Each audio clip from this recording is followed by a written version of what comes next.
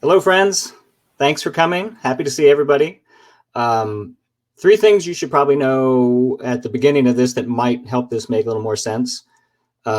First, I'm Catholic, so I'm used to seeing symbols in everything. Secondly, I'm a big fan of science fiction short stories, which means I'm accustomed to sort of thinking about figurative things literally and literal things figuratively. And third, I'm a drummer. I'm a not very good drummer, but having played drums for a long time, I tend to think most of the really interesting stuff that's going on tends to be nonverbal. So that's just by way of background. Let's see. Can't start a talk about non-traditional trademarks without just looking at a non-traditional trademark. Dynamite. Okay, so I put these materials online. You'll probably get a link to them later. The advantage of maybe looking at them online is that a lot of the slides have links that you can click. So if you care to do that, if you've got a couple of screens, you can click through a lot of these records and see the actual registration records or the cases. Also, I'm a big fan of Twitter, so if anybody wants to live tweet this, I don't think I could manage to give the talk and live tweet at the same time, but there's my username and there's the hashtag. All right, that is just, and I hope you guys are familiar with this. Cookie Puss, one of my earliest childhood memories, Carvel ice cream store. It's an ice cream cake that looks like a face. This is grand stuff. This is the best talk you'll see during the whole conference because nobody else has this guy. All right, so I have a few points, like a few themes that I want to, a few points that I hope to hit. One, trademarks are the coolest things in the world. Two, non-traditional trademarks are the coolest of the trademarks. And hopefully by the end, you'll be convinced that there's really no such thing as non-traditional trademarks.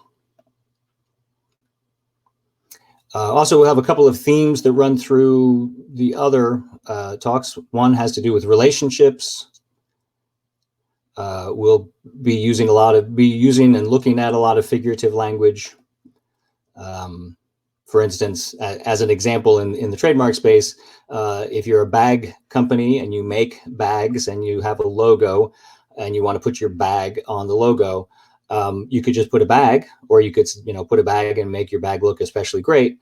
But if you can do something like visually show a bag with a cat coming out of the bag, carrying the added meaning of the cat's out of the bag, as in everybody knows these bags are great, then you can do, you can have some really interesting sorts of action go on in that space.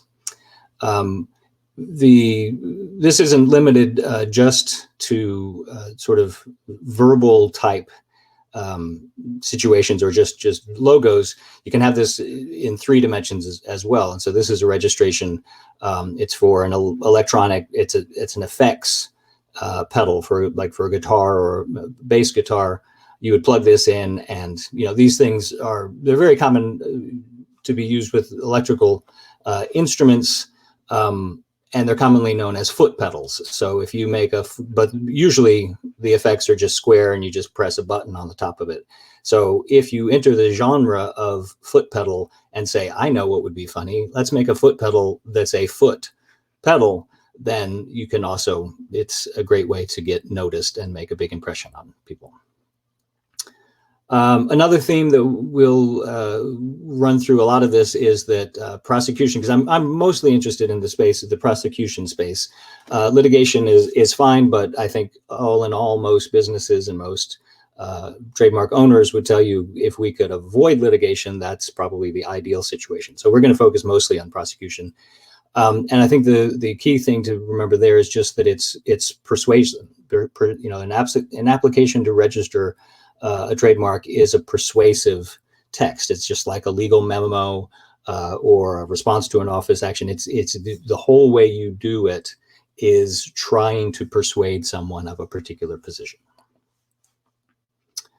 All right, one other thing that will sort of be scattered throughout this.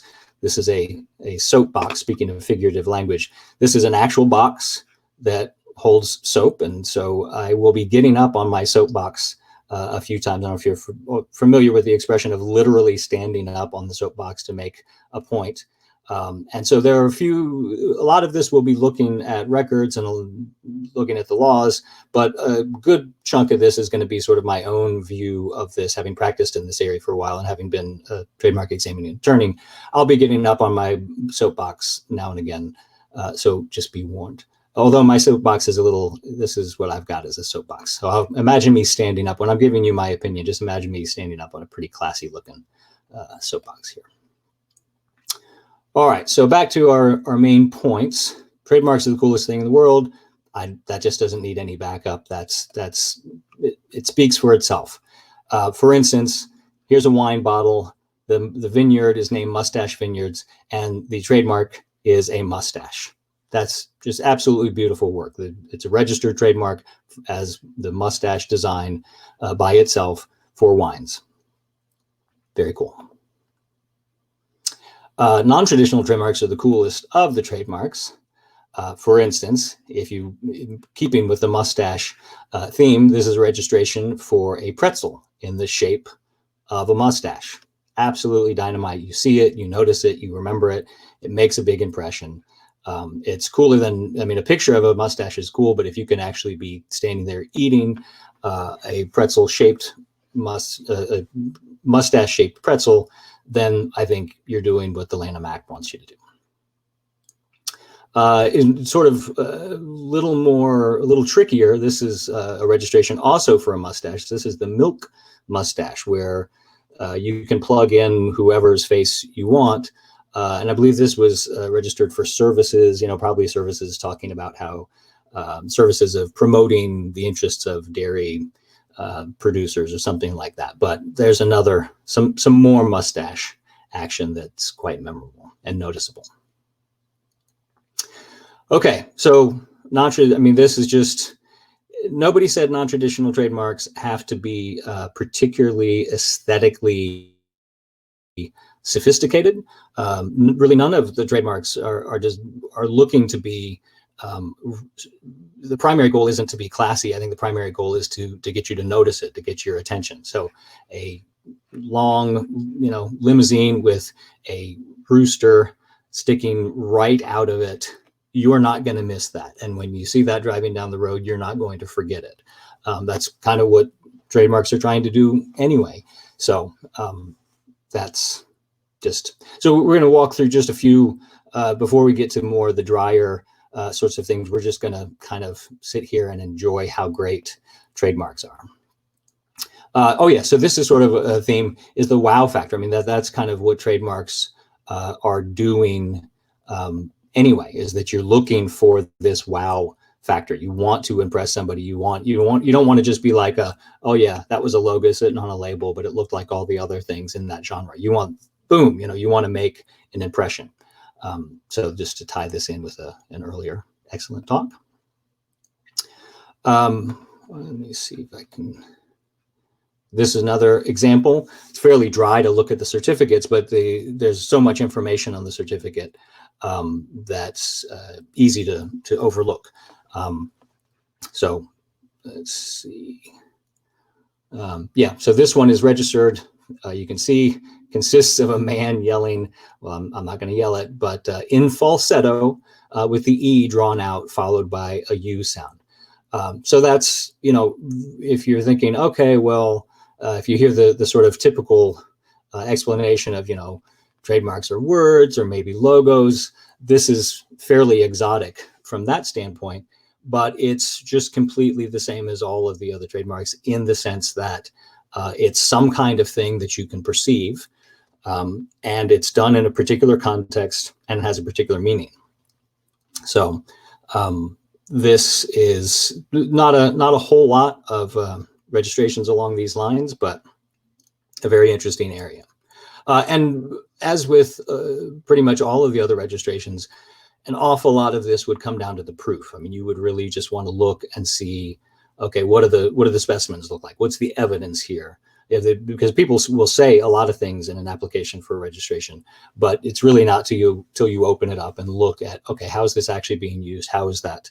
How are people going to encounter this, and are they going to encounter it in a way that they're likely to make that connection? All right. Let's see. At one point, I was considering doing this entire talk with one of these masks on. I couldn't. Wasn't sure how that would come across. But just to sort of further the point that you notice this, you look at this, and so this is a mark. This, if you look at the registration, this helmet thing, this in the shape of a marshmallow, is a registered trademark. It's used in connection with, I believe that's entertainment services, DJ services. Basically, this is a DJ marshmallow. And when you see somebody wearing this thing, providing music services, you know it's this guy. This is getting a little sophisticated here. This is I believe it's a dentist office. I want to say it's like a pediatric dental services, something like that. So you have the door, the pass-through door, actually in the shape of a tooth. Absolutely dynamite trademark work. You see it, you notice it, you remember it, you make the connection. You could just have a normal door there, but this is furthering, you won't forget going to this place. Another one here. This is one of my favorites. They're all of them are great, but this is one of the ones that really you notice. Flip-flops, so sandals, flip-flops, so footwear, registered now, principal register, the scent of bubble gum. So you normally have shoes, okay, fine. You normally have shoes that either have no particular smell, or you wouldn't really want to go around smelling the shoes.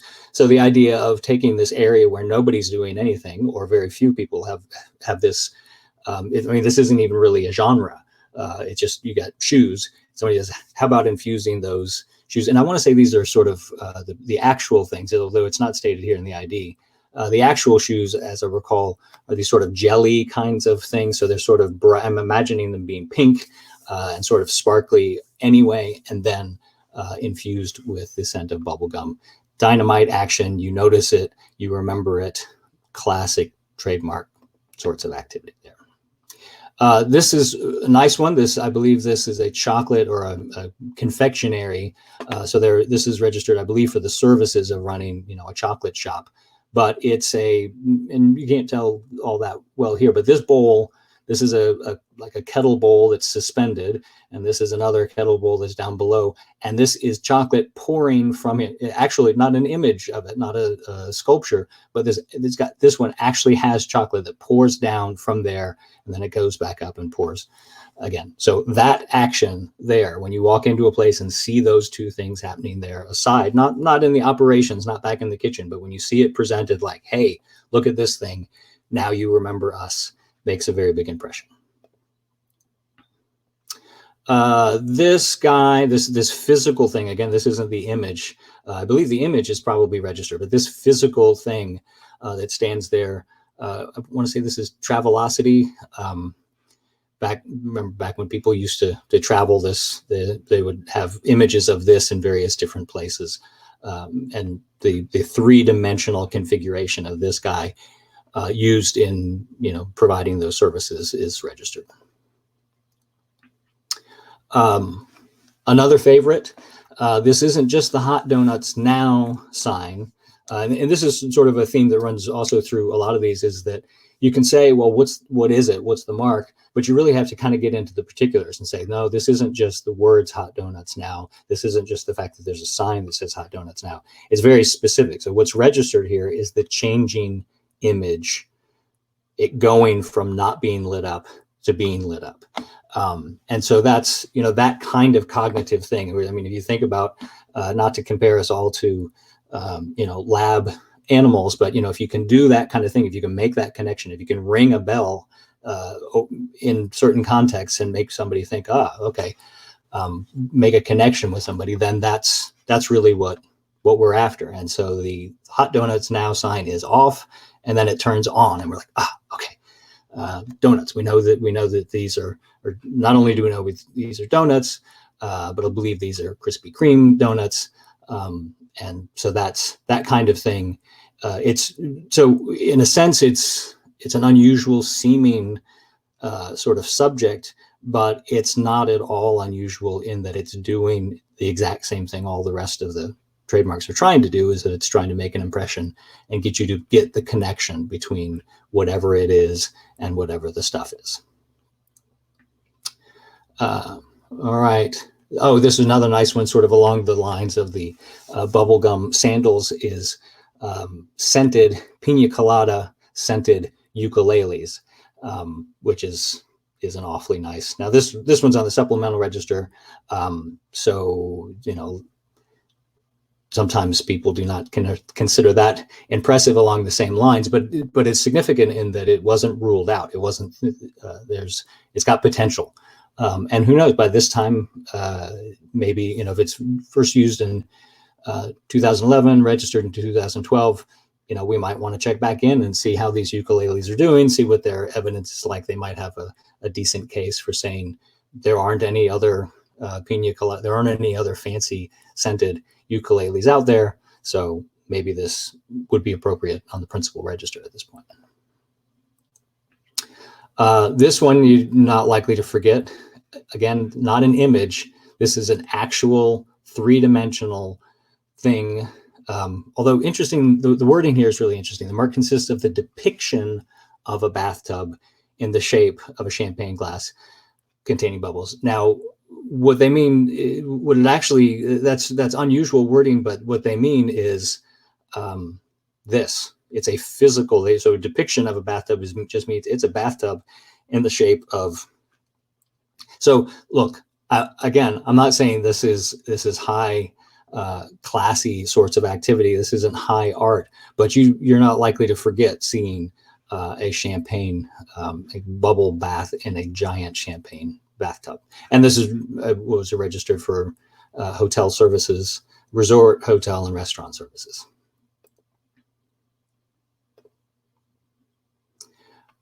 This one I thought also evocative, very evocative. It's a bakery that sells cookies, and if you order, I guess, enough of them, then they deliver them in a box, so that when you open up the box, it looks like they are literally coming fresh out of the oven. That's excellent work. It seems like we ought to all be approaching every situation saying, how can we make this kind of impression? Is there an opportunity for us to make this, maybe use something that's sort of connected to the area? It doesn't have to be, it's not required to be bizarre. It's not required to be nonsensical. It can be very sensical. And I think there's a big opportunity in many areas for something that's like this, that evokes something, evokes another feeling, and get a lot of sort of cognitive mileage out of that. All hat, no coffee here. This is actually a drive-through coffee place. You drive up to the window, but you can see it from, who knows how far you can see. You can probably see it from on Google Maps, see it from outer space maybe, but you don't forget it. Now, is this easy? No. I mean, it costs more money to do that. You could just have a normal roof. This obviously costs more money than a normal roof. It's got to be a pain to kind of keep this intact and make sure that it stays, get the leaves off of it and everything. So it comes with some other effort involved, but my sense is that the effort would be worth it because people would really remember this. This one is a physical, it's not all that big. It's a physical cube that's made to look like an ice cube. And I guess, yeah, it's refreezable. So you can freeze these and then stick them in drinks. And if I can't remember if these were the lighted ones. There's some along these lines that are lighted and some that are not. But the fact that it's not actually an ice cube, but it simulates an ice cube, and it's enough to get registered.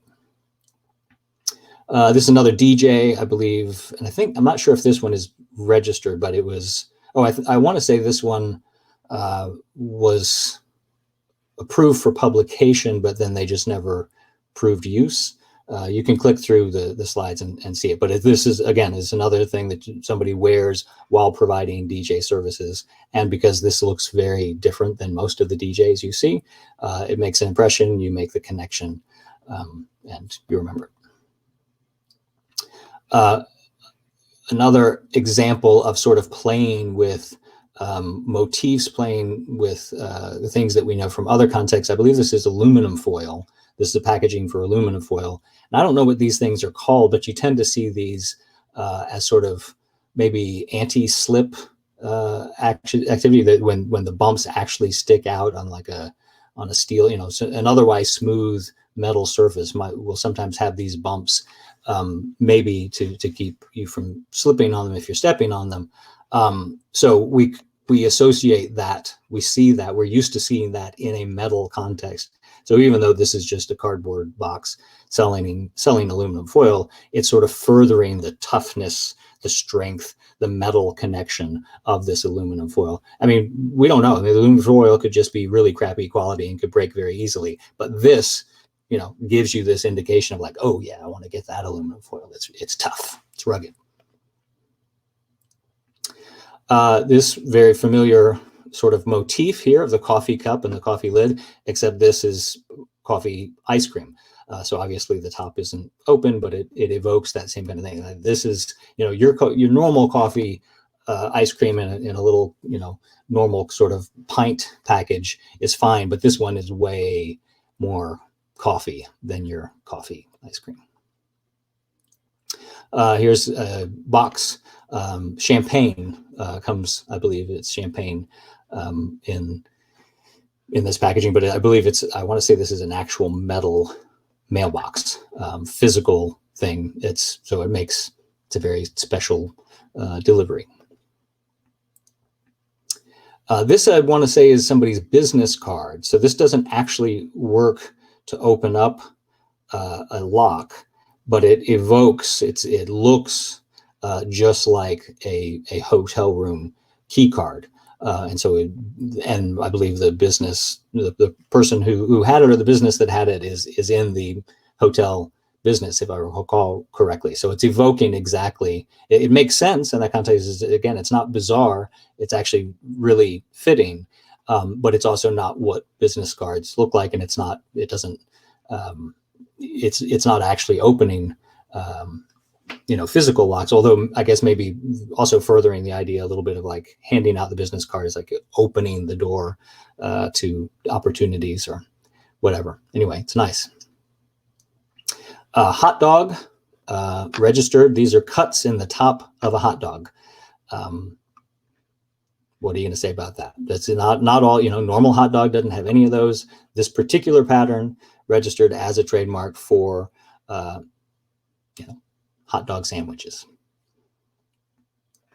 Starting off with the Rooster, I don't want you to get the impression that something has to be garish in order to be registered. Here, this is an example. I want to say it's in a restaurant, and it's probably used, you know, at the entrance to the restaurant. So it's lovely, but I guess it's used, and it's used consistently. And maybe it's evoked in other places, but you see that and you know, okay, that's this one particular restaurant. Here, packaging. Oh, there's just an infinite number of opportunities in the packaging space. So these are cosmetics, and the cosmetics look however they look, but they arrive in a package. Now, pink, you know, is sort of a nice fitting kind of color you would imagine in the cosmetic space, but the combination of the pink and whatever these little bubbles are and the zipper top was enough to get this registered. And there's an article, and I linked to a nice article about that. This I'm not sure you can see very well, but the structure evokes a battery. So this isn't an actual battery. The goods, I believe, are mints, but they're energy mints. So how do you further the energy idea better than just sticking them in something that literally looks like a battery? That's dynamite stuff. It seems like there's an infinite number of opportunities for that kind of, well, let's literally show something that evokes what it is that we're doing, or makes sense in this space. Three-dimensional spray of water issuing from the rear of a jet-propelled watercraft and generated during the operation of the watercraft. You know, there's apparently there's no physical reason why this would have to happen this way. I mean, I guess the jet, the operation of the watercraft has the jet effect of it has some propulsion that goes out in the water sort of horizontally, but the going up, the shooting up of a separate bit of water vertically apparently is just completely gratuitous, and there's no, it doesn't further the operation of it. It's just there to get you to notice it. So registered. And you do notice it. You can see it from far away. Flame, the actual shape of this flame. So this is gaslight, is the goods are particular gaslight, but the mark is the shape of the flame coming out of it. That apparently if you just have flame burn normally, it doesn't make anything like this shape, but this is the shape of a maple leaf emanating from the applicant's gaslights.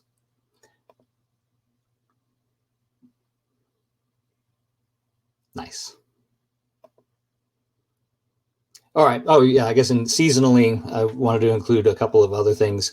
This is somebody dressed up as the Wolfman and is registered for, you know, entertainment services. I forget the exact wording, but basically like, you know, mascot kind of services, you know, at a theme park. And there, also a really nice one. Bride of Frankenstein, somebody dressed up in this combination of things in that context, registered for providing those services. The literal big cheese. I mean, that's dynamite. What do? You got a cheese, you got a place. If I recall correctly, the actual name of it is the Big Cheese, but they serve grilled cheese sandwiches, and you know, you have a structure that is giant and has holes in it and is yellow like cheese. You notice it. That's just great. I think the Lanham Act is proud of you if you're working at this level. Tarzan Yell. This is an interesting, well, actually, I guess maybe we'll come back to that. We've got another example, but so the sound of the Tarzan Yell, but it's also worth noting just how specific this is. This isn't just like somebody yelling or somebody letting out a Tarzan yell. Happily, it's fairly specific in this case, and I think that is one area that, well, like other registrations, we all benefit, I think, when we have as much information as possible to go on here, like exactly what the mark is. Back in the old days, not all that long ago, registrations would basically come with, you know, it would show whatever the mark was, and you were kind of left, and it wouldn't have a description. You look back at things from the 70s and 80s, and a lot of times there's just nothing there. It's like, okay, look at it. You know, that's what the mark is. And like, well, it would be helpful to know what part exactly is covered or exactly what that sound is like. So that's a good specific example. And clothing as well. So these, I believe this is registered in connection with services, restaurant services, but it's basically a uniform. And so there's a lot of opportunity in that kind of area as well. All right, so getting to the point of no such thing as non-traditional trademarks, here's an example of a registration. This is a lump of coal. And so the registration is not for the image of a lump of coal. This isn't a coal logo. This is depicting a physical lump of coal. And the registration is not all the coal, but some of the coal is colored blue. And that's And this is what these registrations used to look like back in the day. So look at this, is registered in, you know, early 19, under the active. Okay, so like 1928 was the application.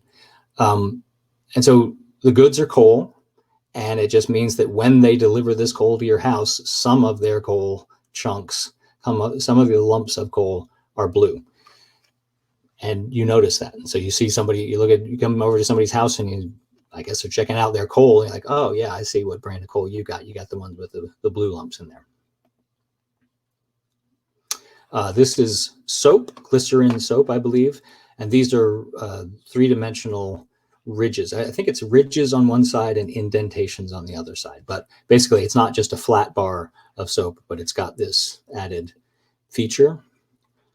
Glycerin soap, registered 1906. And it says, representation having one face, two parallel bars or gutters having rounded ends. So this is the again, this isn't the image. The drawing is an image, but the mark itself is the physical configuration of the soap, 1906. And then this is another particularly interesting one. So the services are banking services, but the mark consists of the audio and visual representation of a coin spinning on a hard surface. So I believe these were advertisements, like commercials on TV, and you would see the spinning coin. You're like, okay, I know what bank that is. I don't know what bank that is, but that's a particular bank that has that connection. 1953. So if non-traditional means anything, I'm guessing it means, you know, well, we haven't always done this way. This is something new and different. This is some new crazy development. The world things are getting out of control these days. Who knows what is possible to get registered is not a very compelling argument if things like this were being registered in 1906, 1928, 1953. That sounds extremely traditional to me. And what they're doing is they're getting your attention. You notice them. And hopefully you remember them and you make the connection between whatever it is and whatever the services or goods are. That's exactly what trademarks are doing. That's what trademarks have always been doing. So I'm not exactly sure where the non-traditional kind of, you know, idea of employing that as a term. It sounds to me like for that to be adopted, it would require people to just be kind of unfamiliar with what things are actually in the records at the PTO. So I always feel like people should spend more time looking at the records at the Patent and Trademark Office. I always want to spend more time looking at the records of the Trademark Office. But it seems to me it doesn't take you that long to establish, wow, a lot of this stuff that's supposed to be new and wacky and different, things just like this have been registered for a long time. Another one, okay, so this is the one. An interesting thing, and we'll come back to this, that, okay, so this is filed in 1995. And the mark is the Lone Ranger, the theme music for the Lone Ranger series, resembling portions of the William Tell Overture. One interesting, what I wanted to point out here, and so it's registered for entertainment services, namely a continuing show. All right, so it's the theme music to the show, so the theme music functions as a source indicator for the show. Great, that doesn't seem unusual. One thing we don't spend a whole lot of time talking about, and this goes back to the idea of traditional and non-traditional, is that on the one hand, you might say, well, that's non-traditional because look, this wasn't registered. When was it registered? My head is blocking it. 1998. Okay, so this is registered in 1998. You might say, oh, well, everything's going out the window these days. Kids these days, they're getting stuff like this registered. Can you believe it? 1998, what's the world coming to? But on this record, which was registered on the principal register, the first use is, so it says, okay, well, is this in use? And yeah, all right, when was it first used as a trademark? When was it first used to indicate these services? 1933. So something that we don't spend a whole lot of time talking about, because we don't spend a whole lot of time articulating it in the application for registration context, is, all right, when did this become a trademark? Was it a trademark? Was it a source indicator in 1933? Maybe. I mean, was it immediately popular? Did people immediately make the connection? Was it 1935, 1938, 1940? Presumably sometime between 1933 and 1998, we feel comfortable saying, okay, yeah, people are making that connection. But you could say the 1998 registration date maybe is an argument in the direction of this is non-traditional because it's kind of new and different. But the 1933, I think we have to account for something happened between 1933 and 1998. And maybe that didn't happen in 1998. Maybe that didn't happen in 1980. Maybe that was happening like in the 30s or the 40s or the 50s. And so if people started making the connection here, the source indication connection in 1950, then that doesn't sound very non-traditional to me either.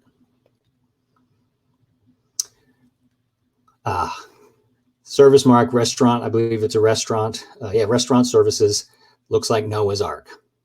And again, my head is blocking out the 1982. So, you know, that's not 1906, but it's not 2000 or 95 or even 90. So this kind of thing, if we can look at this kind of thing and say, yeah, that the Lanham Act says it's got to be distinctive, it's got to be able to indicate the source. Yeah, we think a restaurant in the shape of Noah's Ark, people are going to notice that and get the connection between that and the services. So it seems to me that these kinds of things have been happening a lot longer than the sort of, you know, non-traditional narrative accounts for. Here we're familiar, or many lawyers will be familiar with this, the branding here and the packaging, and all of this is registered. But what's separately registered here, and the reason I mention it here, is this is a statue that says Jack Daniel, and the statue itself, apart from the bottle, the statue itself is registered as a trademark for distilled spirit. So apparently at one time they sent these around maybe as promotional kinds of things, but you would walk into a bar and you would not only see the bottle, but you would see, there's Jack, you know, right there. And this told you, like, okay, whatever's over here is coming from this guy. If we could do a whole session on, I believe, what is called 3D biscuitry. So cookies in different shapes. But just to finally sort of get, I believe this is the end of that line of non-traditional, you know, questioning, are these things non-traditional or not? 1926, again, not a logo here. This is the actual shape, actual pattern here on this cookie is registered as, you know, properly registered as an indicator, as indicating the source of these cookies. So you see a cookie in this shape, and it's not just everybody making this cookie, it's one particular place. Actually, you know, National Biscuit Company, which sort of laudable heritage there. But so that's, I mean, you see it, you notice it, you like that cookie, you go back, you want another one. Now you know that this one that's the shape of the cookie you're after. Okay, so I'm getting up on my soapbox. Which one is this? Oh, so it seems to me that in a lot of ways, we're doing distinctiveness or talking about distinctiveness. Oftentimes we talk about distinctiveness in ways that are not terribly helpful. A lot of times we sort of fall into the trap of talking about, okay, well, what are the trademarks? Or on the subject of trademarks, well, what are they? You know, well, is it this kind? Is it this thing? And we focus on what the trademarks are. Is it a sound? Oh, well, got to do that a certain way. Is it a scent? Oh, okay, well, we got to approach that a different way. That seems to me sort of not a great way to do it. And as a sort of an example, slightly oversimplified example, but as the way that we often approach this, and the way a lot of times you see this in case books, is we sort of trot through this analysis by looking at a handful of cases, and we come away basically going, okay, so trade dress is okay based on this. So this is the 2 pesos. Actually, this is Taco Cabana, but the 2 pesos case. says, oh, well, trade dress, that's a thing, and that can be registered, like that's a new idea. And then we look at another case and go, okay, well, color, yeah, now we can do that. That's okay. Product design, even product designs are okay. You're like, wow, what a new, different kind of world. Oh, but while we're at it, look out, function is bad. Remember that. Got to keep that in mind. So be warned. This doesn't seem like an especially good approach to me. This doesn't really seem to me like what the Lanham Act is saying. It doesn't seem like a particularly helpful way to try to convey this to other people. It's as if, and nothing against, I love me some Frog and Toad, but it's as if when we think about this area, it's as if we sit there going, let's make a list of the types of things that can be trademarks. And then we write down on our list, all right, this can be a trademark, and this can be a trademark, and this can be a trademark. Okay, well, that's good. And then you go like, oh no, what do we do if we get in a situation where, it's something's, we don't know. We encounter something like, it's not on my list. What do you do? We got no frame of reference. We got no way to analyze it because I lost my list. That doesn't seem to be what this subject matter deserves. It doesn't seem to be the way the law is actually written. Doesn't seem to be like, to me, what the Lanham Act wants us to do. It's sort of one of these areas where people are like, oh, well, there are two kinds of people in the world. In this area of trademarks, we tend to go break these things down like, all right, well, we've got trademarks. Those are one thing. Trade dress is something else. Okay. There are two types, and then you talk about trade dress. All right, well, there are two types of trade dress. We got product packaging, product design. And then you had some distinctiveness questions like, all right, well, we got inherent distinctiveness and acquired distinctiveness. Isn't this comforting to break everything down into these nice dichotomies? And then the result of it is that once you break things down into, well, it's this or it's that, usually that's not done as a way to further understand that subject. It's often not done as a way to dig more deeply into what's actually happening there. Oftentimes it's like, all right, well, are we talking trademarks? Are we talking trade dress? Because if we're talking trade dress, then we're going to treat it this one way. It's often used, it can be used as a way sort of not to engage with that subject matter. Because once you categorize something into one of the categories, then people start saying, well, I got some problems with with the stuff in that category. And then some people have a big problem with the stuff in the product that just does not belong. These things shouldn't be here, and start having, carrying sorts of other sorts of connotations. So first off, this doesn't seem to be the way the law is written. Actually, the Lanham Act is written. Also, it just doesn't, it's not terribly, oftentimes it cannot be very analytically impressive. And so we look at a lot, this language, this is very kind of selected language from the Supreme Court, talking about, okay, well, look, this is why we're going to break these things down, and this is how we're going to treat these things. So it starts off, it seems to us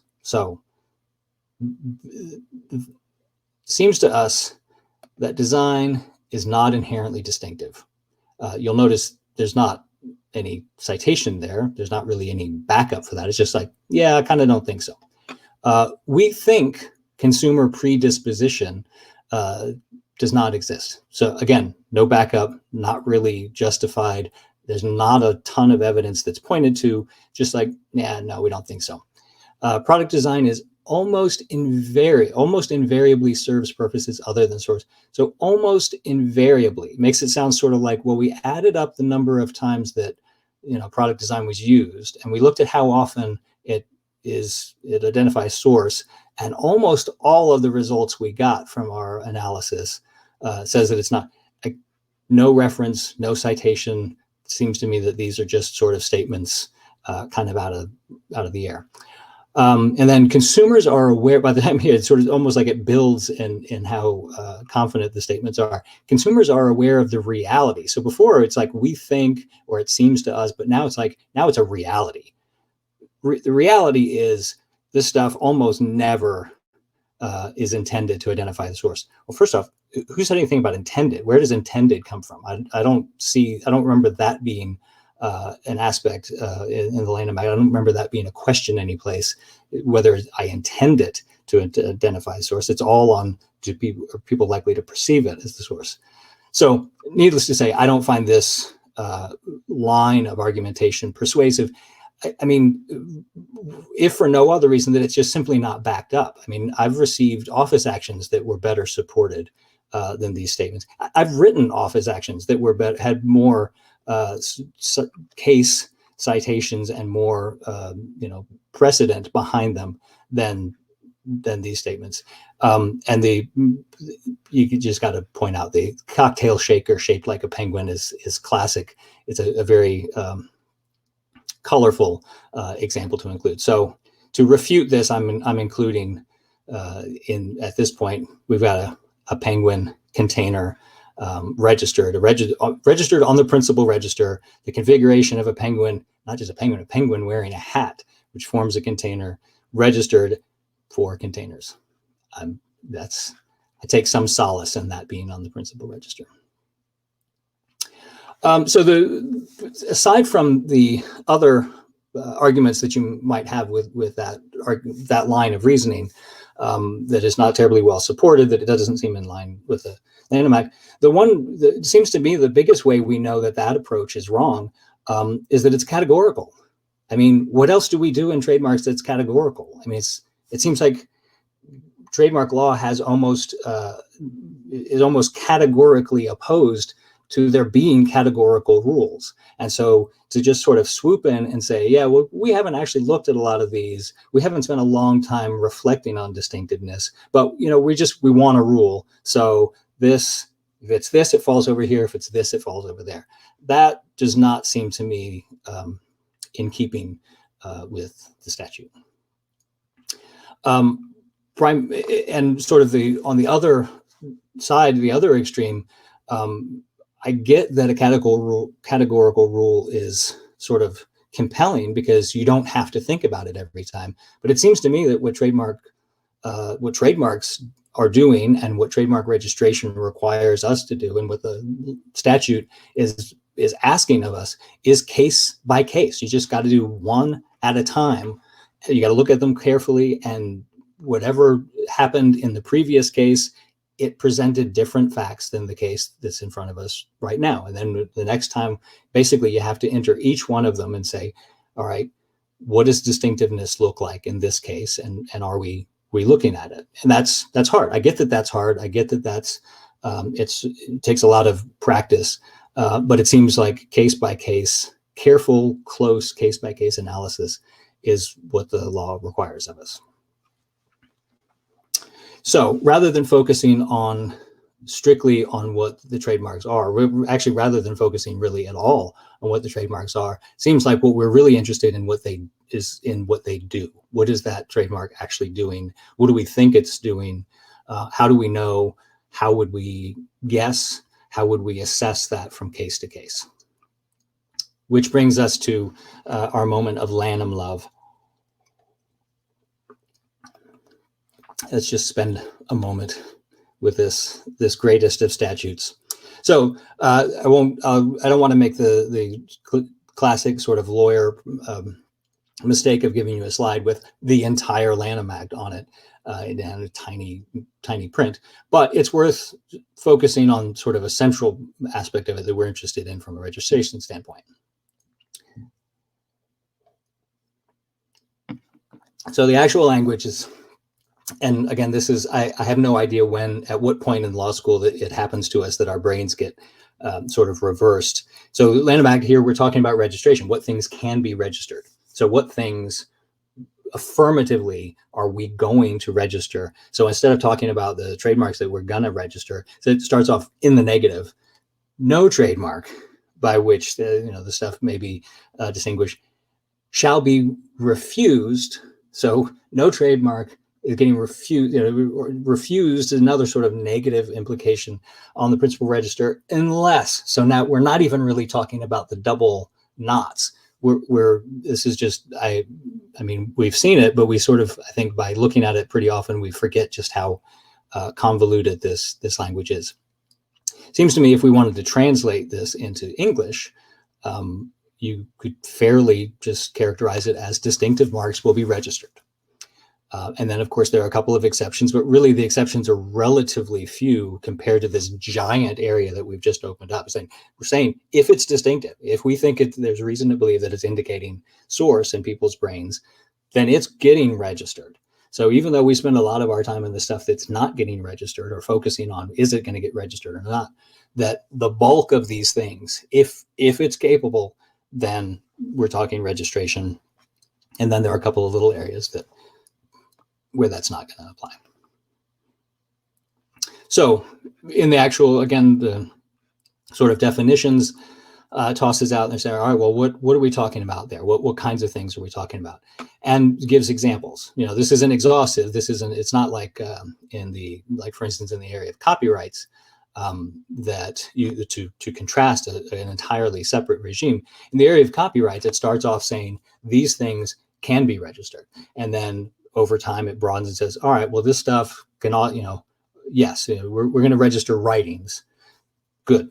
Well, what about maps? Are maps writings? Okay, yeah, now we're going to register maps. What about photographs? Well, nobody's really writing photographs and they're not really map. Okay, yes, now also photographs. I mean, that's how the copyright regime works, is that it goes piece by piece and includes things, slowly gets bigger to include other things. That's not how this is written. This is written to say, these are some examples. This is the kind of stuff. These are pretty broad categories to begin with, but we don't have to sit there and go, well, is it more of a symbol or a device? No, it's just like a very broad range of things can all be registered as long as they're doing the right thing. It's not really hung up on what they are. It's hung up on what they're doing. So you start off with that list, then you add some case law in there that says, focuses on, it's the source distinguishing ability, not basically what category it's in. So with this in mind, with this as sort of to help our understanding, now a lot of people would characterize this as being a broadening, an expanding. I'm not sure I'm completely persuaded by that. Is this a broadening, or is this a way that we should have been understanding this language the whole time? So with this in mind, we go from this list of, well, we've got these things as examples, and we basically just drop the other ones out so that the analysis now is trademarks or symbols. We don't get hung up on the other in breaking it down any more than that. So can it function as a symbol? And so there we go. There's nothing really that is excluded from being possible subject matter as a symbol. So the focus is not on what it is. The focus is on what it does. What do these things do? Do they function as symbols? And that brings us to the F word in this context. Functionality. So the normal way that we present this material is we say, okay, look, what are the marks? Sort of the traditional approach, if you will, is what are the marks? And then you can make your rulings based on what they are without actually having to think about it. But look out for functionality, because if it's deemed functional, then it's not going to get registered no matter, even if it does indicate source. Seems to me that introduction, that kind of wording, first off, functionality is a tough concept. It's a confusing concept because it gets batted around in different contexts and doesn't mean the same thing in different contexts. There's a lot. It's a very tricky area. But to me, the sort of underlying thing is like, why are we talking about functionality in the sense of what the actual thing does, like the actual physical thing? Does it serve any utilitarian purpose?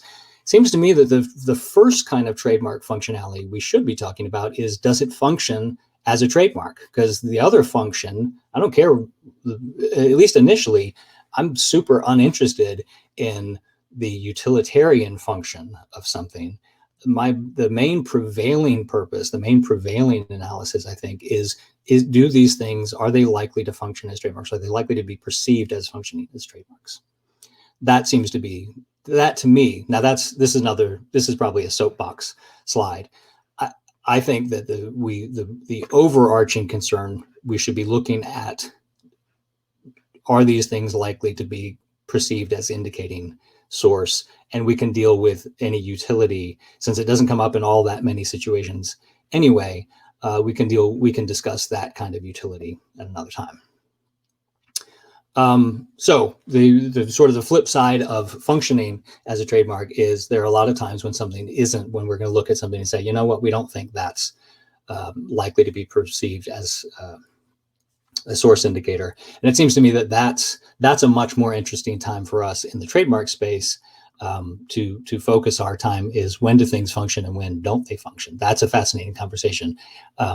Does this thing have particular utility? At least to me, is not the world's most interesting conversation. So whether it functions as a trademark basically comes down to meaning, that we're having to look at this and say, because now we know all trademarks are symbols. That has to function as a symbol. It has to be able to take on this meaning for people. All right, so what kinds of things do people go around imbuing with meaning? And basically, I think that as a starting place for that analysis, I think we need to recognize that we imbue everything with meaning. There's stuff right and left. It's ridiculous how much time our brains spend on meaning making in our lives. And the meaning of coming from a particular source, that's a subtype of the other meaning making that we're doing in the rest of our lives. But I think that the rest of our lives can be really instructive on this question of, well, how does meaning come about? How fixed is it? How often, is it subject to change? How often are we doing it? Are there kinds of things that we sort of prefer and don't prefer? Those are all great questions that it seems like we don't ask enough in this space. So this is just as some imagery for meaning making. I think it's helpful to my mind is that if you want something, if you have an idea for something yourself, that you're saying, this might be a good trademark, or, if we're doing the analysis of like, is this thing likely to be, able to carry the meaning of source indication, is that really we're trying to forge a connection, is that it's not an easy thing. It's not a casual thing. You can come up with anything you want, but you got to try and then turn that thing into something where people are making the connection. You got to pound that over and over in people's brains so that they start making the connection. And some things you're just not going to ever be able to pound into their brains. And a few things that you pound into their brains, we're not going to recognize under the law anyway. But that leaves a gigantic portion of the universe open for, if you just want to put in the effort and try to make that connection, then there's probably a decent chance that might work. Again, we walk around all the time making meaning and sort of changing meaning. This is nice because, like, if you don't see the flower, if you just see the posture, you get one sort of indication, you get one sort of insurgent, and you maybe sort of a violent kind of imagery. If you just stop the analysis right here, if you just stop at the elbow, then this looks like one kind of thing is going on. So why we notice this, and part of why we appreciate it, is that the flowers come as a surprise. You don't imagine somebody getting flower bombed by the rest of this. Doesn't make you think that this is going to end in a bouquet of flowers. Another sort of area where the sort of figurative and literal play together. This is a really old registration, but I believe there was a registration for somebody else for "say it with flowers." And so the idea of this, like, this guy is physically in the pose of he's about to say something actually with flowers by throwing them over here. So there's a lot. For something that just looks like an image or just looks like a particular cultural moment, I think that if we spend a little time with some of these things, we'll realize, wow, we've got layers of meaning going on all of the time. For instance, at this point, if this is just a red hat, it's a hat in a particular color, but it's got some meaning right now. You see this, and for a lot of folks, they would recognize, okay, yeah, that comes with something else. That's not just, it is a hat, it is red, but it's not just a red hat. Similarly, I mean, we can take this all the way to the extreme. Maybe some folks recognize this. I don't know. It's chicken sandwich, but is it just a chicken sandwich? Does it come with some meaning wrapped up in it? You know, our brains are doing this all day long. It's not unusual. It's, you know, we do this all of the time. So it would actually be weird, I think, to approach something saying, no, this isn't, as if this isn't going on all the time. All right, let's see. Memes also, I think, sort of fall into this category of not only have meanings, but having layered meanings and meanings that change immediately, meanings that change from day to day. And then after a certain period of time, then the meme that had a certain meaning, then it modifies and is like, oh, well, that's a dead meme. You know, maybe that's like a week later, but still.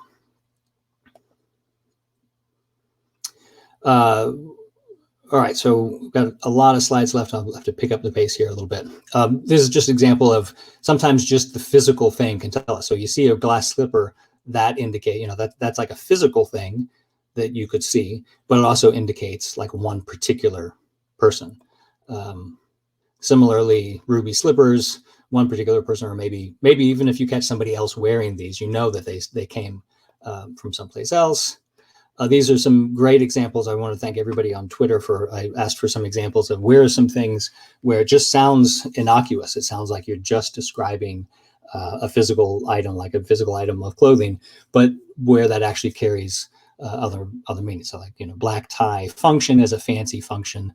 White glove is a very, you know, sort of sophisticated level of service. The red shirt, you know, as an expendable character, blue collar, you know, all it. So it sounds like these just have literal, straight meanings, but we overlay meaning on top of them. So we're doing this all of the time. Some more examples. And this happens whether or not there's a beginning point anyway. So like you could take an image that was just maybe an image that we're popularly, you know, aware of in more in the art sort of space, and add all kinds of meanings. So these are all things that were registered. Even though there was a beginning point here, we can also then see, maybe because there's a beginning point, we can then see the evolution of how some of this meaning is modified to create other meanings. And just another example there. All the way to the point of mustaches, I'm particularly tickled by the fact that all of these mustaches are registered and without apparent likelihood of confusion, because they're all in different spaces. So our brains can handle making meaning almost anywhere, and our brains can handle a lot of different meanings at the same time. So this is all to sort of wrap up and say, yes, let's please talk about trademarks. Let's please talk about what are commonly called non-traditional trademarks. Let's all be very excited about them, but let's not sort of stay in the trap of treating them as this sort of bizarre, exotica, sort of aberrant kinds of things. Like, aren't these strange and like from someplace else? Like, no, these are exactly what the Lanham Act wants us to do. You know, I think sometimes we end up talking about these things as if these are unusual, abnormal things, whereas they seem completely in line with what registration is all about. So by all means, let's be enthusiastic. If you can be as enthusiastic as this guy, then I think you can probably do a great job of exploring lots of the different varieties of these things. So I guess here we have touch marks.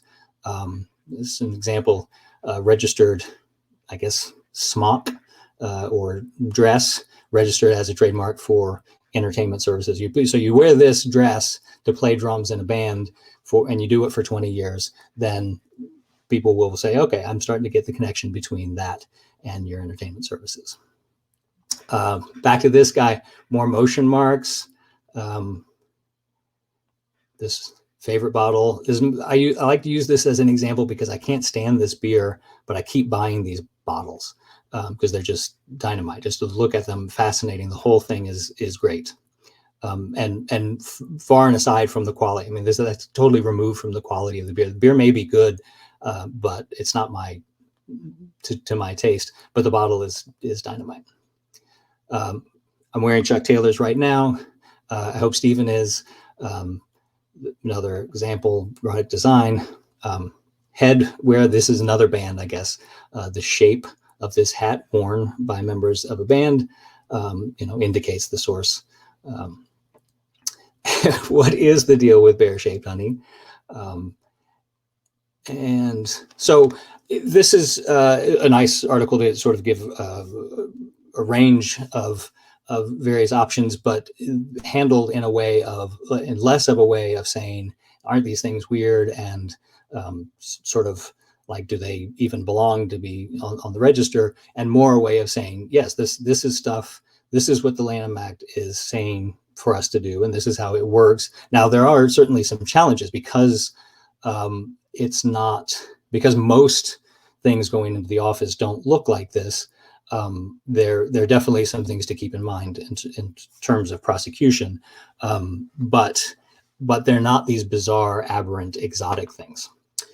Okay, so we've reached the point where we can probably incorporate some questions, which means, there we go. There's my question slide.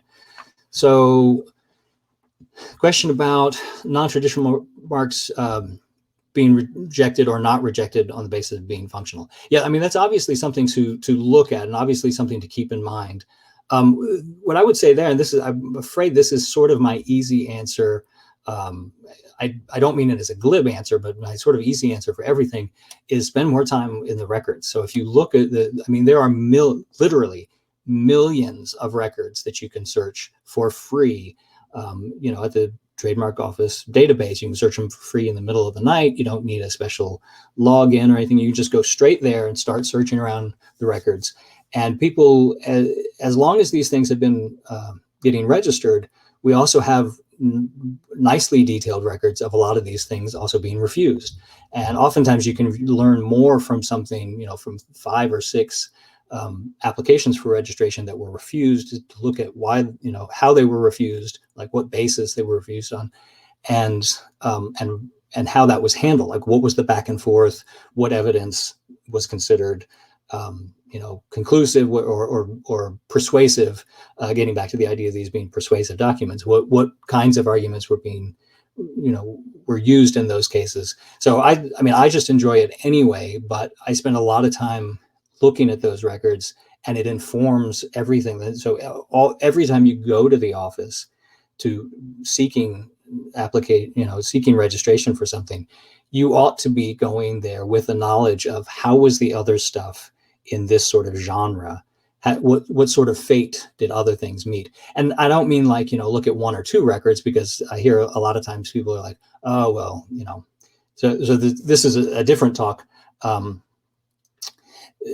Having to do with consistency. There's sort of a recurring issue of people. It's easy to point to, consistency being an issue. But I think that if we want to argue consistency as being an issue, I think we need a better data set. I think we need to look at more meaningful numbers. If you show me one thing that was refused and one thing that was registered, that's not very compelling data. I think you need to look at a lot of these things. And at least in my experience, you look at a lot of them, you start to get some pretty clear indications of, well, all right, over in this space, you're probably pretty good. Over in this space, you're going to have to address these arguments. Over in this space, you need to be prepared to, answer certain arguments. And over in this space, you're probably, pretty safe. So I think that just the more you search, the more you look, the more you can learn. And the really good records are, probably the last 20 years, where you have the complete record there that you can see the office actions and specimens. But there've been a lot of filings and a lot of decisions in the last 20 years. So I think that's overlooked. Honestly, I think law school does sort of a bad job in that we just read so few cases. It's like you would go through more cases on your desk as a trademark examining attorney in a week than we would read, Supreme Court cases in the whole field for the whole year. So I think there's a wealth of information there that we sometimes sort of overlook, the fact that there's a whole lot of, and you can get directly at this data. So hopefully that helps. But functionality definitely is, it's kind of on the checklist of things but it seems to me that if we orient ourselves from the very beginning towards saying, well, what we're after is making an impression. We're trying to make a big cognitive impression on somebody, and focusing on that, on the distinctiveness aspect of it. A lot of times making it sufficiently distinctive and really like aggressively distinctive is going to take it out of the realm of something that's where there's a big utilitarian argument. So sticking, if you got a coffee shop and you're sticking a hat on the top of a giant hat, you're way outside the realm of functionality sort of problem. You've got a limousine service and you're like, I know, a giant physical rooster sticking out at the top. Okay, that's not going to be raise functionality concerns. So because you've gone so far in the direction of distinctiveness. All right, Soapbox was doing prosecution wrong. Okay, so this is just a quick joke to say that as lawyers, I think we oftentimes really are happy to go in the direction of filing a new application for registration. It's really enticing to be like, okay, yeah, sure, let's just file it and see. It seems to me that what we're neglecting and not paying sufficient attention to is all of the wealth of materials that we can find in the database and researching. We do, measure twice, cut once. If we do twice as much research or more, then we can enter the area. I mean, it seems to me that if we're professionals, we ought not be sending things into the office where we're essentially going, I don't know, let's see what happens. We ought to have a pretty good idea. We ought to have an idea, 9 out of 10 times in a comparable situation, what kind of result would this lead to? But that means doing an awful lot of the research ourselves and spending a lot of time just being familiar with that. All right, let's see. I'm not going to get through all the slides. Oh, this is an admonition to be like, we should be like Ulysses. Ulysses or Odysseus was described as being a man who knew the minds of many men. And it seems to me like if we can think about consumers, if we can think about examiners, we can think about the Lanham Act, we can just think about the market that we're in. We take a lot of these different perspectives into account and then err in the direction of being unbelievably overly just astoundingly wow factor level distinctiveness, then we'll be doing good work. Also, I think keeping in mind, this is another talk that hopefully you were able to enjoy, that just keep in mind who we're talking to, so that people are coming from different places, and there's no one approach that's right for everybody who's seeking registration. And so I think that's matching that part helps a lot. All right, so Lauren, Amanda, are we here for code? I just need to give the CLE code quickly, and then I'll let you jump right back in. So everyone, for CLE, it's K like Kardashian, X like X-ray, the number 4, N like non-traditional, and L like lantern. KX4NL. Ed, back to you. Thanks. This is awesome. Dynamite. Thanks. Okay, so this was maybe I presented this. Hopefully this slide. Okay, so this was an article. There's a link to it that basically is getting at the idea that we're leaving a lot of people out, right, by using our normal model, not only our normal model of approaching trademarks, but our normal model of lawyers, we do this a certain way. That a lot of people at this point are already saying, you know what, I'm just going to cut out the lawyer. I'll do it myself, or I'll go someplace else. And so that's sort of I think it's on us to rethink a lot of our approaches here to match where people are at, because I guess I should have introduced the whole thing by saying that as a trademark examining attorney, one thing that you're impressed by, or one thing that sort of hits you, is just the number of things going in that might have worked, that might have been registrable with just a tiny little bit of guidance. And people are sending in stuff, and individuals and lawyers as well are sending in things that are that just have fundamental flaws that would be easy to fix beforehand, but once you filed, it's very difficult to do anything about it.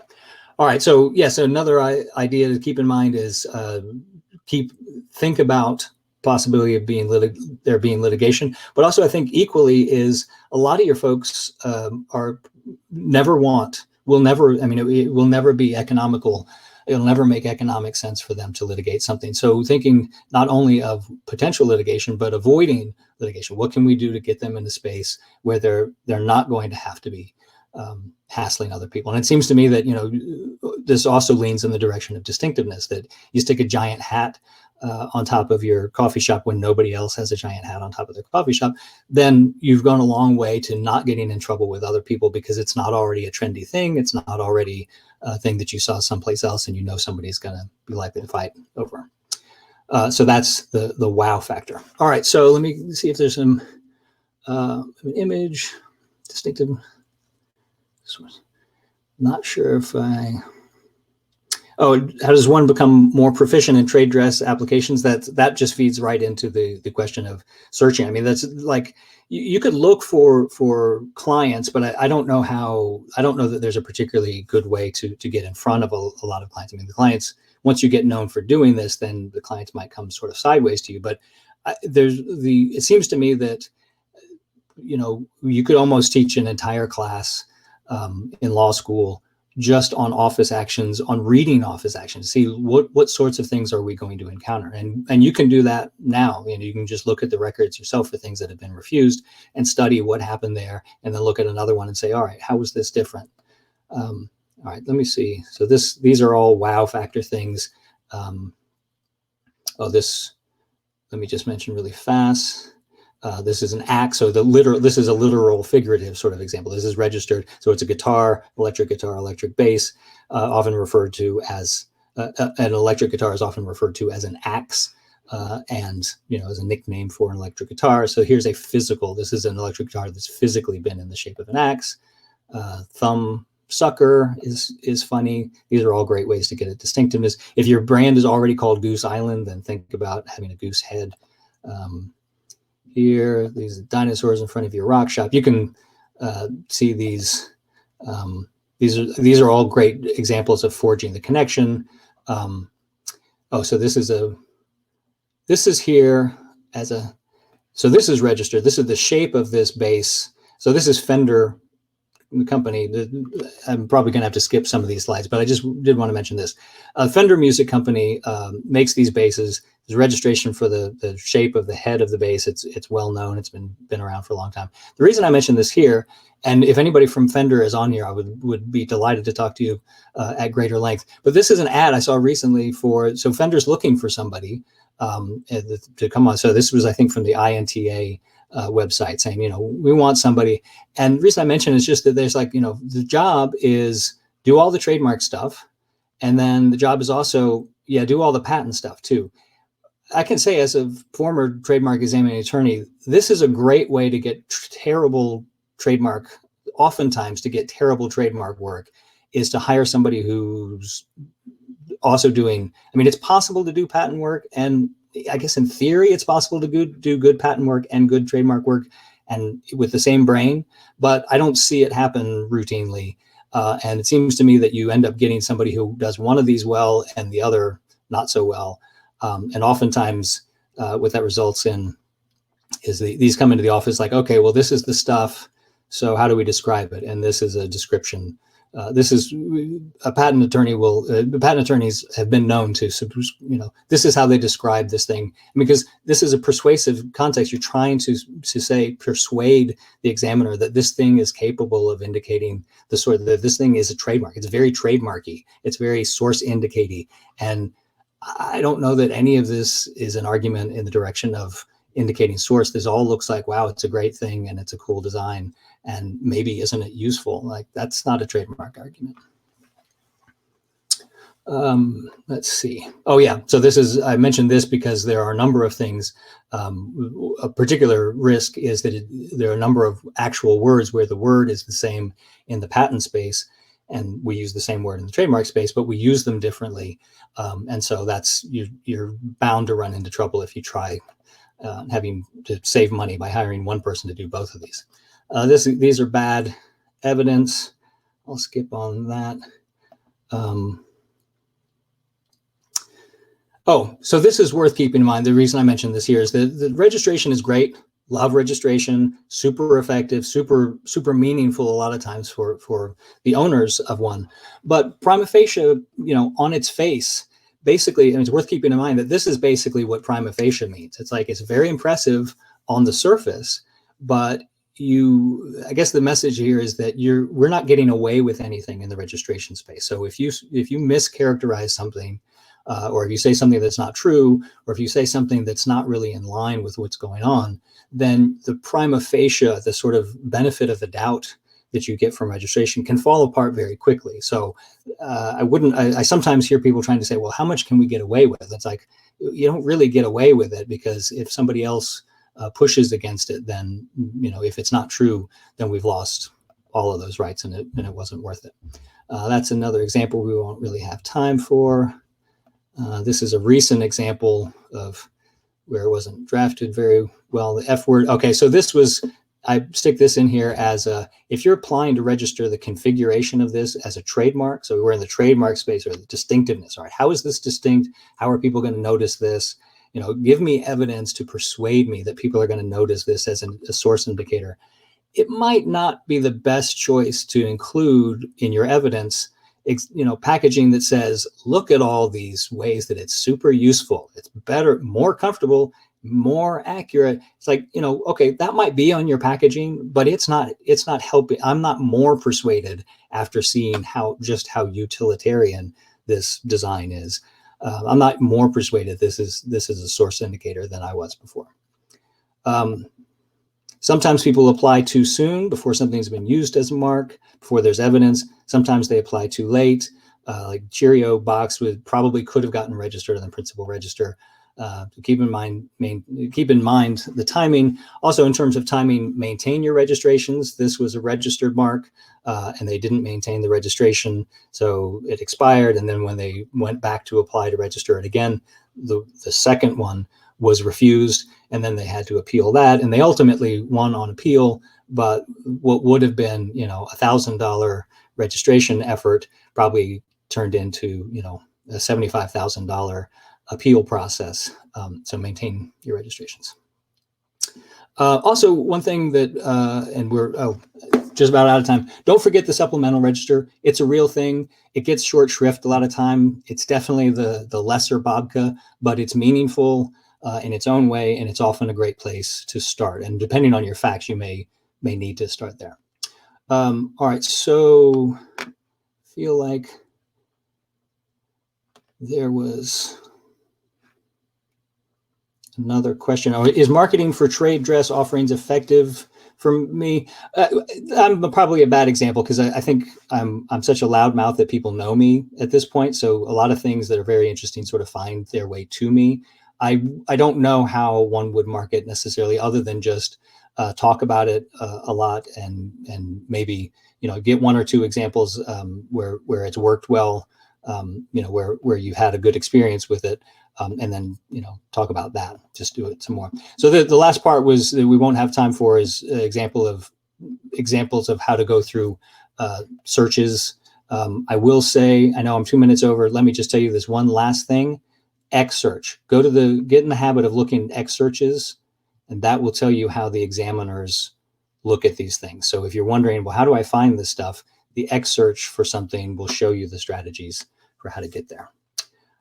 All right, well, I think we're out of time. I'm not sure if somebody else pops back in or not. And